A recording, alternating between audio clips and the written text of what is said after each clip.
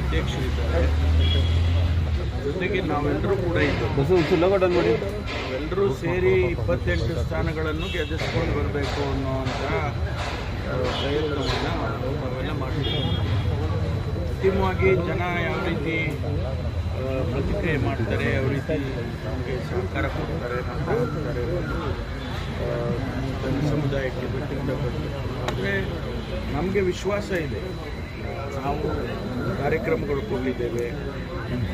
ನಮ್ಮ ಮ್ಯಾನಿಫೆಸ್ಟೋನಲ್ಲಿ ನಾವೇನು ಗ್ಯಾರಂಟಿಗಳು ಹೇಳಿದ್ದೋ ಅವೆಲ್ಲ ಅನುಷ್ಠಾನ ಮಾಡ್ತೇವೆ.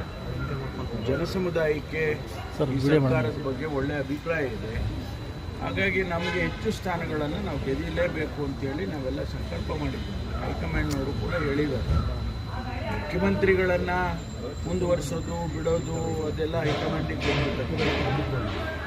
ಆ ತೀರ್ಮಾನ ನಮ್ಮ ಹಂತದಲ್ಲಿ ಎಲ್ಲೂ ಆಗಿಲ್ಲ.